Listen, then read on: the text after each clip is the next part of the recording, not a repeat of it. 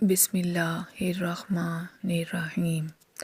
حضرت علی رضی اللہ تعالیٰ عنہ فرماتے ہیں، انسان کی اصل موت تب ہوتی ہے جب وہ کسی کے دل سے نکلتا ہے۔ حضرت علی رضی اللہ تعالیٰ عنہ فرماتے ہیں، غیبت کرنا کمزور آدمی کی آخری کوشش ہوتی ہے۔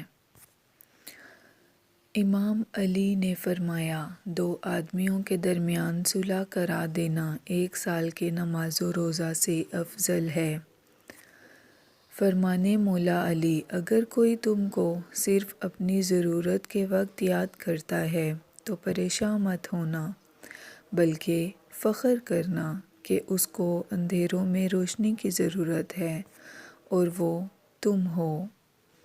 مولا امام حسین علیہ السلام، جب تمہیں یقین ہے کہ خدا ہمیشہ تمہارے ساتھ ہے تو پھر کوئی فرق نہیں پڑتا کہ کون کون تمہارے خلاف ہے۔ حدیث نبوی صلی اللہ علیہ وآلہ وسلم۔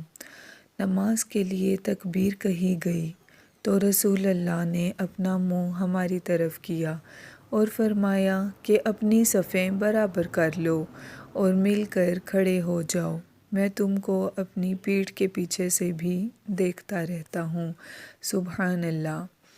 رسول اللہ صلی اللہ علیہ وآلہ وسلم نے فرمایا، مومن کا جی کبھی بھی خیر کی باتیں سننے سے نہیں بھرتا یہاں تک کہ جنت اس کا ٹھکانہ بن جائے۔